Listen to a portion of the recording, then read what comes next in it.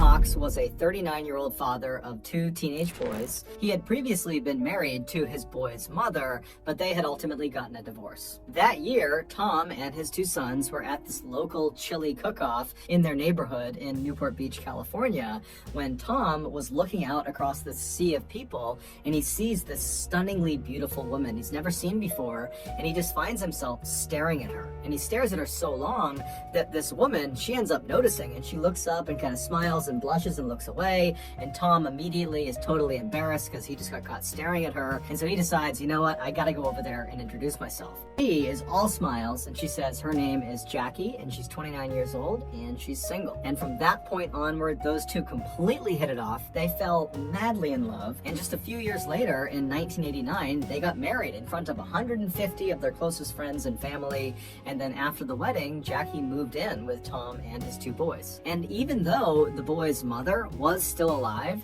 they began calling Jackie Mom, because Jackie not only lived with them, but also because she was so devoted to them, and she just was such a loving and kind person that it just made sense to do that. Also, Jackie, when she was 22 years old, she had gotten into this horrific motorcycle accident, and the internal damage that accident had done to her had left her unable to have kids of her own, something she had always wanted to do. And so when she had the opportunity to be these boys' mother, she really leaned into it. And so she was like this fabulous mother. So over the years, Tom and Jackie raised their 2 sons, and then in 2002, when the boys were all grown up, they left the house. Now, this was a sad moment for Tom and Jackie to suddenly be empty nesters. I mean, so much of their identity was wrapped up in being parents, and they were very close with their sons. But at the same time, they knew this day was coming, and they had actually been preparing for it for several years. They had been putting money aside every single year to prepare for when their sons left, because they wanted to time it so they could retire at the same time. And their idea of retirement was to go buy a yacht and just live on the yacht and sail up and down the California and Mexican coastline. Now, neither Jackie nor Tom were wealthy at all. However, they were very good at saving money, and they were very disciplined, and they could live frugally. And so over the past couple of years, they really had saved virtually every penny so they could afford to buy this yacht. And so finally, in 2002, when their sons do actually leave, Tom and Jackie, they sell their house in Newport Beach, California. They moved all of their belongings onto this boat because they're going to live on this boat. And then they began meticulously cleaning it and organizing it and upgrading it everywhere they could within their limited budget. And by the summer of that year, this boat was beautiful, both on the outside and the inside. It was very cozy and very clearly had the touch of Tom and Jackie. It was a home. And so for the next 2 years, Tom and Jackie, they lived the dream. They took that yacht and just sailed up and down the coast of California and Mexico, and they would watch these beautiful sunsets, and they would catch fresh fish, and they would drink cocktails together. I mean, they were really enjoying their retirement. Then, in 2004, they got some unexpected news. One of their sons told them that he was now expecting to be a father. And so this baby was going to be the first grandchild of Tom and Jackie, and they were so excited. Especially Jackie, because remember, she wasn't able to have kids of her own, and she just loved the idea of getting to be motherly again, and the idea of getting to hold this precious little baby. And so even though Tom and Jackie were absolutely loving living out on this yacht, they decided that the time was right to actually sell the yacht and then take the proceeds from the sale of the yacht and buy a house on land to be closer to their son and this grandbaby. So in November of that year, the Hawks place an ad in this fishing magazine for the sale of their yacht. They were asking for about $500,000. And very quickly after this ad went live, this young couple who had saved up some cash, they offered to buy it. Tom and Jackie were totally thrilled, and they called their 2 sons to tell them the good news that they had this buyer, and that in the next couple of days the sale would be finalized, and then they would be in touch. And so the sons, they're expecting to get a phone call from Tom and Jackie any day, but a couple of days goes by and they haven't heard from them, and so the sons begin calling their parents, and their parents aren't picking up their phone. Now, Tom and Jackie were not the type to go any amount of time without being in touch with their family, and so this was very uncharacteristic. And so when Tom's brother, Jim, who was a retired police chief, when he heard about this sudden silence, he just got in his car and drove to Newport Beach, California to see if maybe they had not finalized the sale of the yacht and maybe the couple was still on the yacht and he could go check in with them and make sure everything was okay. And so Jim, along with a friend of his, they arrive in Newport Beach, they make their way to the dock where the yacht was being held, and they go down to the floating section of the dock and they walk right up alongside the well-deserved, and just from where they're standing, it does not seem like anyone is on the yacht. However, as they're standing there just kind of looking at this yacht right in front of them, Jim notices a couple of oddities. He sees there are lines hanging over the side of the boat that should have been stowed. And Tom was known for being incredibly meticulous and orderly. I mean, that yacht was spick and span always. And so he would not have left these lines draped over the edge of the boat unless he was on board, and he wasn't. And so Jim's also looking around and he sees there are a couple of tarps that go over some of the control panels that had been taken off but then not put back on the control panels. That's not something Tom or Jackie would have done. And then there's also some dirty towels kind of hanging out of one of the portholes. And so overall, the impression Jim and this friend got was, I guess they must have finalized the sale of this yacht, because clearly the new owners of this boat, they're the ones that are in possession of it, and they're the reason it's sloppy, because Tom and Jackie, they never would leave the boat in this condition. And so Jim pulls out his own business card and he writes a note on it that he's looking to speak with the new owners of this boat because his brother and his brother's wife had sold this boat to them, but now they're missing. And so please give me a call back. And so Jim and his friend, they leave the boat, they leave the dock, and they begin to leave the area when Jim's cell phone rings. And he picks it up, and it's this 21-year-old woman named Jennifer De Leon. And so she tells Jim that she got his business card on her yacht, and that yes, she and her husband had recently purchased this yacht from the Hawks. But like Jim, they were having a hard time getting in touch with the Hawks as well, because after acquiring their boat, Jennifer said she and her husband realized there were a couple of controls on the boat that they didn't know how to use. And so they needed to talk to Tom and Jackie to explain how to use them. Also, Jennifer said she had found some personal belongings that belonged to Tom and Jackie that were stuffed in a couple of drawers that just got left behind. And so she wanted to return that property to them as well. But she's telling Jim, I'm trying to get in touch with them and I can't get in touch with them. And so Jim asked Jennifer, when was the last time you or your husband saw Tom or Jackie? And she would say, the last time we saw them was when we actually finalized the sale of the boat, when we literally gave them the money and we watched them take the money, hop in their car, and drive away. Jim asked her if she had any idea where they might have been going, and Jennifer said, we really didn't have that many personal conversations with Tom or Jackie. It was mostly just business stuff. But in the limited personal interactions we did have, Tom would always talk about how he and Jackie planned on buying a house in Mexico in this town that bordered Arizona, because apparently they have a son that lives in Arizona and he's about to have a baby, and they were talking about how they wanted to be very close. Jim thanked Jennifer and asked her, if you hear from Tom or Jackie, please let me know. And then Jennifer says to Jim, same thing to you. If you hear from them, please let me know, because I need to talk to them too. And so they hang up, and Jim is left thinking, what's going on here? And then Jim remembers there's this woman that Tom and Jackie had hired. Her name was Patricia, and for the past couple of years that they had been out on their boat, they knew they would not have great internet, and so they would not be able to consistently be able to pay their bills and pay taxes. And so they had hired this woman, Patricia, who was also a friend of theirs, to basically pay their bills and manage their finances. And so Jim gets her number, and he calls Patricia, and the first thing he asks her is, hey, have you spoken with Tom or Jackie recently? And she says, no, I haven't. And so Jim explains the next day, he told his manager, it is all right, everything. He wasn't doing overnights anymore. A large deposit she looked at the footage. Her response made him angry. She got defensive. And so Patricia, he looks like a regular customer to me, Elias. Maybe you got spooked by the calls and connected things that weren't connected. Tom and Jackie that pissed him off. He was there. He got the calls. He saw him disappear, then speedwalk at him. He didn't care if the footage didn't capture how it felt. He knew. He quit. Didn't argue. If you think that's normal, Ms. Albright, you can work the closing shift yourself. was to do some digging. He entered on that the job new with buyers attitude, of and this he yacht left it that with Daley even owns. more. And when they looked at the 25-year-old Even now, husband named Skyler, years later, they discovered he he was a still felon. He had believes been the arrested static and caller and convicted Mr. of armed Abernathy were robbery the same and spent person. some time in He jail can't for prove And it. so naturally, the police were But the memory of that suspicious distorted voice, of Skyler De Leon, that blank really the De stare Leons and that in general, predatory because they were smile, the last ones to it see the echoes. Hawks before they went missing. A chilling So they reminder sent that some one of their voids, detectives once down to the opened, dock to just kind of never walk truly around, go walk close. around the yacht and just kind of feel it out, see what's going on down there, see if there's anything unusual. And so this detective goes down to the dock, they walk onto the floating section of the dock, and they walk right up alongside the well-deserved. And from the looks of it, it doesn't appear that anybody's on board.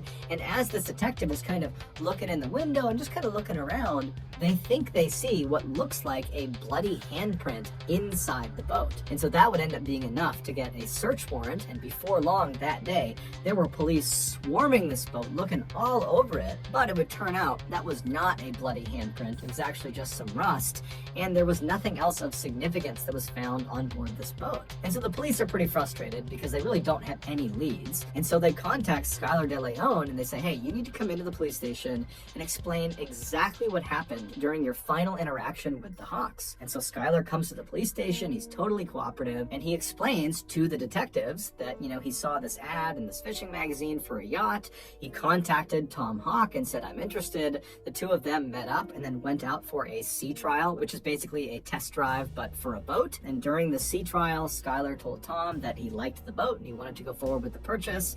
And so on November 15th, Skyler, along with his pregnant wife and his young daughter, and also a notary and another person, a friend of Skyler's that was there just kind of as a witness, they go to the parking lot of the dock right near where the yacht is. And then the Hawks show up, Tom and Jackie, and the De Leons literally hand over a suitcase full of cash to Tom, and then Tom and Jackie, with the notary, they signed the sale documentation, basically giving the boat over to the De Leons.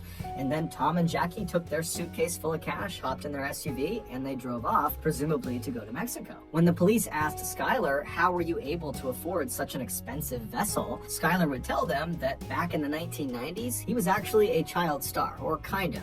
He was an extra on the very popular TV show Power Rangers, and from being on that show, he had made a bunch of money and he had set it aside. And as Skyler is telling the detectives this, he kind of just stops himself at some point and he's like, you know what?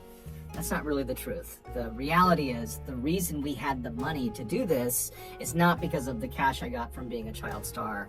It's actually because I stole the money. It would turn out that armed robbery that Skyler was convicted for and spent some time in jail for, that was because he was stealing money from this drug kingpin, and before he was arrested and sent off to jail, he had managed to take the money that he had stolen and hide it, and then after he had gone to jail and got out again, he came back to his hiding space and he just retrieved the money. But this money was stolen drug money, so it was hot, and so he needed to get rid of it. He needed to launder the money. And so that was why he was buying this yacht. He was going to buy it with this dirty money in bulk, in cash, and basically transform this hot, dirty money into this yacht. And then he was going to sell the yacht and get clean money for it. And so the police are totally shocked at this confession because Skyler has just completely incriminated himself in a money laundering scheme. But the police would ultimately say to Skyler, you know what, we're not going to charge you with money laundering because you're being so forthright and helpful with this investigation. And so they let Skyler go. The police would go on to interview Skyler's wife, Jennifer, as well as the notary and also that other friend who had come along for that final sale of the boat who was there as a witness. And so the police interview all three of those people and they asked them, you know, what was your final interaction with Tom and Jackie like? And they all described the same situation of seeing Tom and Jackie taking the suitcase full of cash and then signing the paperwork, hopping in their car and driving off. The only detail that seemed to differ amongst these four people who were there was the way Tom and Jackie were acting. Skyler made it seem like Tom was kind of anxious and paranoid about having all this money, whereas the notary said, you know, Tom and Jackie seemed completely normal to me. After all the interviews with these people who had seen Tom and Jackie last, the police felt like they had kind of reached a dead end and just didn't know what to do next. And so they went to the media and asked them to put out a bulletin that had a picture of Tom and Jackie, as well as a picture of their vehicle, and it asked people to come forward if they had seen them. And sure enough, within within a couple of days of this bulletin going out on TV, this older couple in Mexico called the police to say the Hawks SUV is right across the street from me right now. It's parked right on the road. And so naturally, the Mexican authorities as well as American authorities, they rush to this location and they charge up to the house where this SUV is parked, and they're kind of expecting to find Jackie and Tom inside, or someone that at least knows Tom and Jackie. But when they knock on the door, this guy nobody recognized, someone who was living in Mexico, he comes up to the door and he's looking very confused, and the police ask him, whose SUV is that parked outside? And he said, oh, well, that's my friend's car. And they say, well, is your friend Tom or Jackie Hawks? And the guy's like, no, who's that? The car belongs to Skylar De Leon. This was, of course, the moment when the police realized Skylar was lying to them. He had told police the last time he had seen Jackie and Tom, they had hopped in their SUV and they had driven off. But clearly that was not the last time, because he somehow managed to acquire their car afterwards, and then he gave it to this random person in Mexico. So the police in Newport Beach, they used Skylar's money laundering confession on camera to bring him in. They arrested him on money laundering, and then with him in custody, they searched his home. And inside of his and Jennifer's house, they found all these things that belonged to the Hawks. Things like laptops and video cameras, things Tom and Jackie would not have left behind on the boat. But despite all this evidence connecting Skylar De Leon to the Hawks' disappearance, he maintained his innocence and said this was just a big misunderstanding. And then while he was in custody getting grilled by police, his wife, Jennifer, was also saying the same thing, that Skylar didn't do anything. She was even going on talk shows and talking about how this is just one big misunderstanding and Skylar had nothing to do with the Hawks' disappearance, that they are just as concerned about Tom and Jackie as everybody else is. But the police were not buying it. They knew Skylar knew something that he wasn't telling them, obviously. However, they weren't really getting anywhere interviewing Skylar. He was just kind of saying, look, I had nothing to do with it. And so the police decide, let's go back and re-interview the notary and also that other friend who was there as a witness on that day that the final sale of the boat took place. And so they call the notary back into the police department, and the notary is this woman named Kathleen Harris, who's never gotten in trouble in her life, and she's been a very successful notary for a long time. And so she sits down and they ask her again to describe her final interactions with Tom and Jackie. And once again, she says, yep, they came over, they signed the paperwork, they took their cash, they got in their SUV, and they drove off. But under follow-on, very intensive questioning by the police, Kathleen would finally break. And she would say, actually, I've never met Tom and Jackie in my entire life. I was paid up front in cash by Skylar De Leon to backdate those sale documents that had already been signed. I have no idea what happened to Tom and Jackie. Next, the police went out and got that friend who was also there at the time of the final sale, that witness. His name was Alonzo Mason, and so they bring him in and they ask him, what was your final interaction like with Tom and Jackie? And at first he stuck to the story that, they got the cash, they hopped in the SUV, they drove off, that's all it was. And the police stop him and they're like, we just spoke to the notary, and she said she was lying. She wasn't even there. She had backdated those documents, so we know you're lying. And so as soon as Alonzo got caught red-handed, he began to clam up, and it was pretty obvious he did not want to say anything else. And since the police really needed something to happen with this case, they said to Alonzo, we will make sure your sentence is heavily reduced if you tell us everything you know about what happened to Tom and Jackie. And so Alonzo says, okay, I'll tell you. Alonzo was a young guy, very impressionable. He was in his early to mid-20s, and he was actually a jailer, and he had met Skylar when Skylar was in jail. He was in jail for that armed robbery. And so after Skylar gets out of jail, Alonzo and Skylar somehow stay friends, and they spend a lot of time together. And then in November of 2004, Skylar pulls Alonzo aside, and he confesses to him that he is in fact an international assassin, that people paid him to kill people, but only bad people, Skylar said.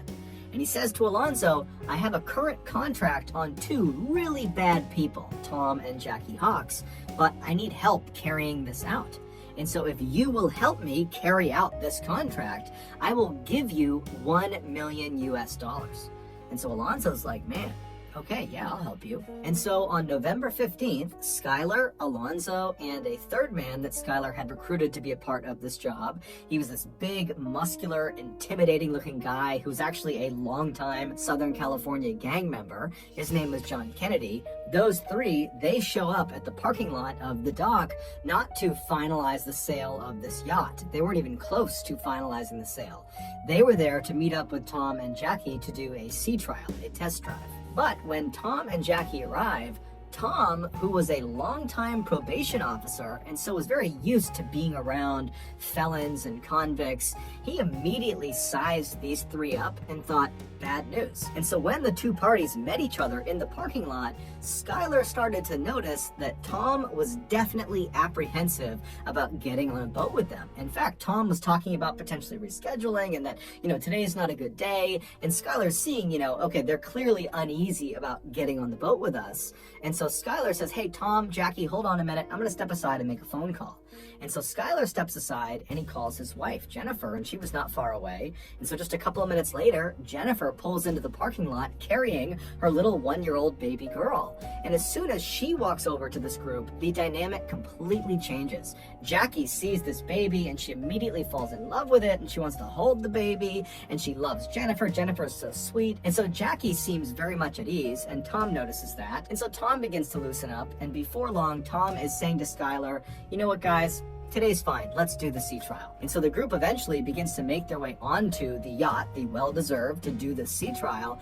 And right as they're about to get on, Jennifer says, hey guys, I can't go on the sea trial. The baby's upset, I gotta go home. I'll see you guys when you get back. And at this point, Tom and Jackie, they've already committed to doing the sea trial. And so even if they were a little bit apprehensive going on this boat with just these three guys, they put their faith in the De Leons that this was on the up and up. So the two Hawks, along with these three men, they get on board the boat and they begin heading out towards open water. And so Tom was piloting the boat. And at some point when they were very far away from the dock and really any land in any direction, Skylar and John come up to Tom and they say, hey, we want to show you something down in the lower levels of the ship. And so Tom goes with them. They go downstairs into the bedroom. And while they're down there, Alonzo and Jackie were in the kitchen, which is right above the bedroom. And as they're standing there, Alonzo and Jackie suddenly hear this very loud commotion coming from the bedroom. Now, Alonzo knew what that was. It was Skylar and John attacking Tom, and so that was his cue. Alonzo leapt forward and he grabbed onto Jackie, and before Jackie could even figure out what was going on, he had thrown her to the ground, pulled her hands behind her back, and then he pulled out handcuffs that he had, and he handcuffed her hands together. Sounds like Jackie's here, Alonzo's here, and then that's where Thomas Hawks, Skylar, and Jeff Kerr on the bottom, and Jackie hears the commotion. She looks down this way, and this is where Alonzo overpowers her. And as soon as Jackie was subdued in the kitchen, Skylar and John, they come up the stairs, and Tom's not with them, and they grab Jackie and they walk her down into the bedroom, and Jackie would have seen her husband, Tom. He's been handcuffed, and he's laying on the bed on his back. And so they throw Jackie onto the bed right next to Tom, and immediately Jackie turns around and looks at Skylar and says, why are you doing this to us? We just met your wife. I just held your baby. Why are you doing this? All we want to do is just go back to land and be with our children and be with our grandchildren, please. But Skylar didn't care. He just turned to Alonzo and said, put tape on both of their mouths and their eyes. And as Alonzo was doing that, Skylar went upstairs and began piloting the boat towards the deepest part of the ocean. And so as Skylar is driving this boat, Alonzo and John are down in the bedroom, and Alonzo remembers looking over at Tom, and Tom was comforting Jackie. He had managed to pull his hand up and he was stroking Jackie's hand, and he was saying to her, it's gonna be okay, no matter what happens to us, we'll be together. Suddenly, the boat stopped because Skylar had reached the deepest part of the ocean, and he called down to John and Alonzo to bring Jackie and Tom up onto the deck. And so Alonzo and John do just that. They march Tom and Jackie up the steps, they bring them out to the deck of the ship, and then Skylar forces them to sign the sale documentation for the boat, as well as have them sign additional paperwork that gave Skylar access to their bank accounts. And while they were signing these documents, Jackie actually misspelled her last name on one of the signature blocks. She left the S off of her last name. That's not something she would have done by accident. It's pretty clear she did that on purpose to signal to the future that she signed this under duress. After all these documents were signed, the three men led their two captives to the back of the boat. And then once they were standing at the back of the boat, Skylar tells Alonzo, in earshot of Jackie and Tom, to to, hey, go to the front of the boat and get the anchor. And so Tom and Jackie, they know that whatever's going to happen to them next, it's not good. And so Jackie begins pleading with them to let them live, let them go back to land, let them see their grandchild. And Tom manages to shake his restraints from John, who was holding him, and he manages to kick Skylar really hard in the groin. But after that, John leapt on top of Tom and Jackie and subdued both of them. And then he positioned Tom and Jackie so they were sitting down back to back with their handcuffs connected to each other. And then Alonzo shows up dragging this heavy anchor, and he finally gets it all the way over until it's right next to Tom and Jackie, at which point Skylar grabs the long metal chain that came off of the anchor, and he felt around until he got to the very end of the chain. So not the side closest to the anchor that's attached to it, the far other side, the bitter end of this chain. And he reached down and he connected that portion of the chain to Tom and Jackie's handcuffs. And then once he was sure their handcuffs were securely fastened to the end of this chain, Skylar stood up, walked over and grabbed the anchor, and with quite a bit of effort, he managed to lift it up and throw it over the side of the boat. As soon as that anchor hit the water, all Tom and Jackie would have heard for several seconds would be the sound of all of that loose chain that they were connected to being rapidly pulled off the boat and being sucked down into the water. And so that chain was going up and over this wooden railing, and so all they would have heard is just chain links grinding over the railing until finally the anchor pulled the chain tight, at which point it yanked Tom and Jackie towards the side of the boat. Alonzo would say when this happened, Jackie's head struck the inside of the side of the boat so hard it made this very loud, audible cracking sound. And then Skylar, Alonzo, and John just stood there as Tom and Jackie desperately tried to fight against the weight of this anchor that was trying to pull them off of the boat. Tom was trying to hold on to anything he could to try to hold his wife in place, but eventually the weight of this anchor combined with the movement of the boat was just too much. And so Tom and Jackie were very slowly pulled up and over and off the boat into the water. When they hit the water, they would have been fully alive, fully conscious, as they began their rapid descent to the bottom of the ocean, 3,500 feet below. Alonzo would tell police as soon as Tom and Jackie disappeared below the surface, Skylar let out a woohoo and ran over to the edge of the boat and looked into the water like a giddy child. And he was staring at where they had disappeared, and he was just grinning and laughing. And then finally, when the water went calm and there were no more bubbles, Skylar just kind of laughed, turned around, and made his way back to the cockpit and began piloting the boat back towards the dock. Even though Jennifer was not on the boat at the time of the murder, she was equally involved in it. In fact, the attack was her idea. She wanted more money, and she saw this scheme as being a way of doing that. So remember, when she showed up at the dock parking lot with her baby and put Jackie and Tom at ease to help get them out on that sea trial, she was doing that very intentionally to trap Jackie and Tom. She knew what was going to happen out on that boat. She was trying to get them to go so they could be murdered and they could steal their boat. And when Skylar was out on the boat, before, during, and after the murders, he would step aside and call Jennifer to let her know how it was going and kind of get her feedback and ask for advice about what they should do next. With that in mind, one of the darker elements of this case has to do with the video camera that was discovered inside of Jennifer and Skylar's house. It was the Hawks video camera, and they had used it over the past couple of years to document their travels out on the ocean. And so when the police acquired this video camera, they played the tape that was inside of it. And at first, the tape shows Jackie filming the inside of the well-deserved yacht, and she's talking about how sad it was that this is probably one of the last times they'll be inside of this boat. But she and Tom are so happy because they've found buyers who are going to take great care of this boat, and they're excited about the future, they're excited about their grandchild. And then suddenly, this footage of Jackie inside of the boat just totally cuts, and it jumps to Skylar and Jennifer at Thanksgiving dinner that year, playing with their daughter and just having this great time, meaning just days after Jennifer and Skylar murdered Tom and Jackie in the worst way imaginable, they took their camera and just began using it for their own lives, recording their own life over the memories of Tom and Jackie. Jennifer and Skylar truly didn't care at all about what they had just done. Alonzo would ultimately be sentenced to 20 years in prison. He would have gotten a much more severe sentence, but because he provided all of the details of what happened and he was promised a reduction in sentence, he was only given 20 years. Jennifer would be sentenced to life in prison without the possibility of parole, and John Kennedy and Skylar were sentenced to death.